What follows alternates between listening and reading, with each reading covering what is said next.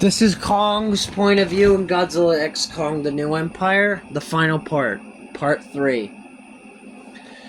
So after we ate, we continue on this terrain and we found this giant kaiju-type skeleton. It was so much bigger than me or Godzilla. Maybe even Ghidorah. I had never seen Ghidorah before. But even that Mecha Godzilla. So we walked across it and the terrain seemed to get more and more hot. It felt hotter than the sun itself. And eventually we made it into this small little cave that enters into this huge entranceway. Zuko pointed over to the edge and I looked down and I saw hundreds, no not hundreds, thousands, maybe millions of apes down there. My family. I had finally found my family. Zuko had led me here. But what were they doing? Picking up rocks and moving them places. Were they trying to build something? We apes were good at building things. I have learned that when I found my axe in an old temple. So I went down there and I saw they were being mistreated horribly. This disgusted me. My whole life, I expected my kind to be just waiting around for me because they knew where I was. They wanted me to find them. After all this time, seeing them being treated this way, this is the crossing a new line I didn't know that could be crossed. And I saw when one of the apes tried to pick up the rock, it slipped from his hand because his grip, he wasn't strong enough. And when he dropped the rock, another ape kicked him, punched him. He was knocked on the ground and kicked again.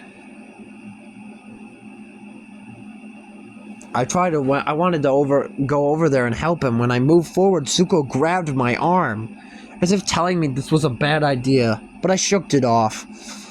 I dropped my axe in front of him and offered him my hand. He looked confused at first, but then gave me his hand.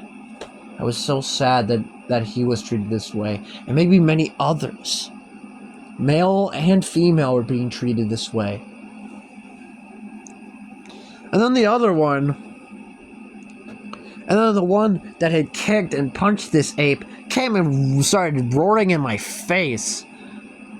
I was like, alright, that's enough. And I knocked him out with one punch. I was so unfazed by how all this organization was, but I was very pissed off by this. So I roared and said, "So where's this king of yours? Where's the leader of this bunch, huh?" And Zuko, and I could hear Zuko in the background. He looked like he was having a panic attack. He's like, "This is bad, this is bad, this is bad." Like, I heard him say that, and another one came next to him, and for some reason I could see that they had some sort of special bond or whatever. And then I heard a roar that sounded very not like an ape, but sounded similar to like an ape's. When I looked up, I saw this bright red, this blood red ape covered in war paint from face to chest walk over to the edge and do this dramatic pose.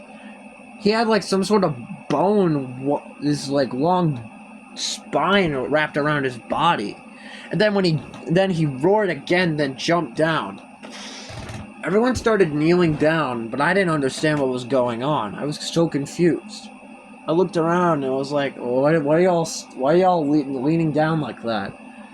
Like, why are y'all like bowing down like that?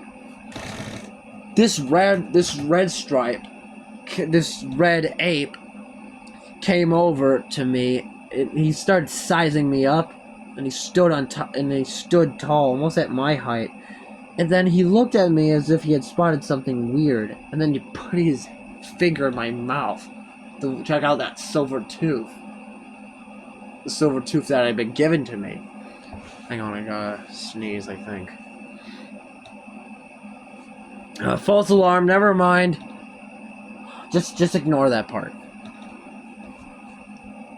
And then he proceeded to laugh in my face, and then the others started making that same sound.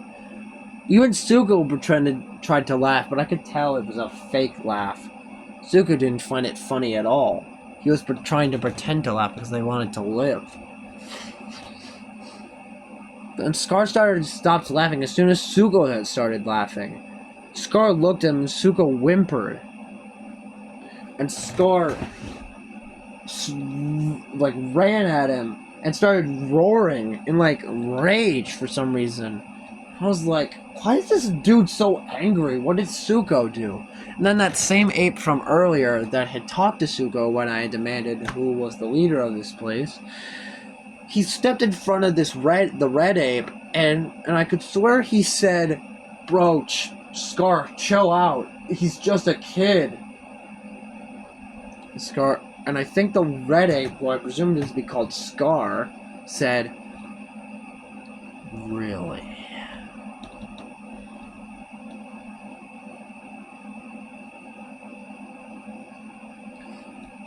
And Scar turned to me on all fours, then he looked at me.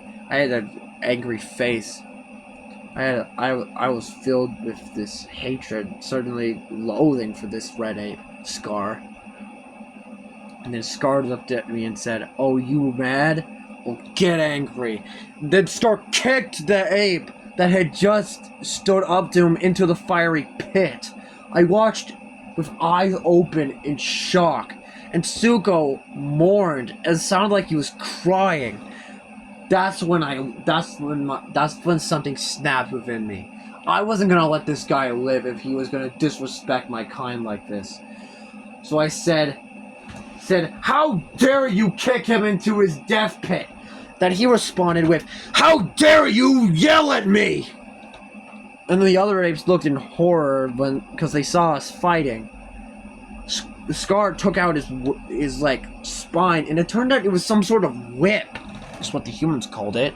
And he chucked the thing at me. He swung it, and I saw a blue sort of thing that kind of looked like one of Godzilla's dorsal fins on the end of it. Just a lot thinner. A lot more straight. It was a much brighter blue, or sort of just a regular blue that didn't glow all the time.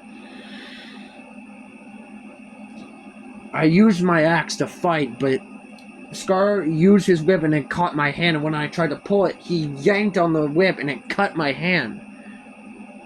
It hurt, but then I ran at him, but he dodged. He dodged my swing, and he used his agility to kick me in the face, using his whip to also cut my shoulder.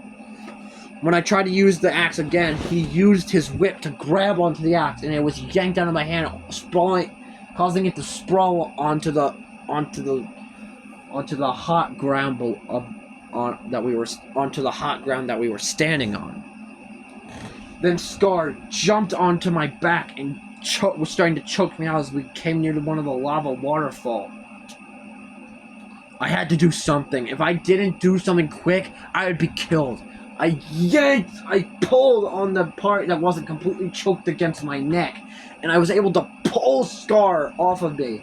Landing on the ground, I picked him up again and slammed him, causing him to be pushed away. Two other apes, where I assume were his guards, came in to fight me, but then Scar put up his hand, as if he didn't want them to come and help him. And then I roared at him and said, "Is that all you got?" Then Scar laughed at me and said, Not all of it. That's not all I got." Then he pointed the crystal at me. No, what was behind me? I turned around and looked and saw this massive creature. It looked like Godzilla, but not quite. It stood on all fours, ghost white, with purple spines on its back and on the top of its head. Scar King pointed at it, and the creature roared at him, and then Scar pointed it again with more aggressiveness.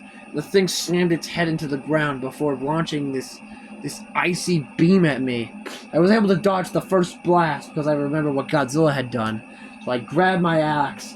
Maybe this would have the same effect, but when it blasted it, not only did the axe not work, it was able to get some of it, but unfortunately it covered the axe in ice, and so did it cause my arm.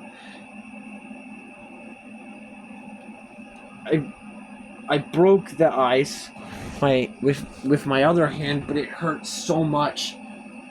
Scar pointed the crystal at this new ice creature, and it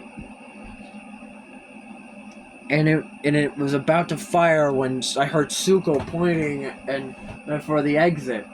I don't normally run for fights, but I knew this was a fight I couldn't win, so I ran for it and jumped out of the cave. And Zuko helped me leave the home of Scar. And that's the end of Kong's point of view, part 3. The final part will be part 4. I'm sorry that I lied. I didn't realize how long this video was gonna take. But, I'll see you in the next part. See you next time.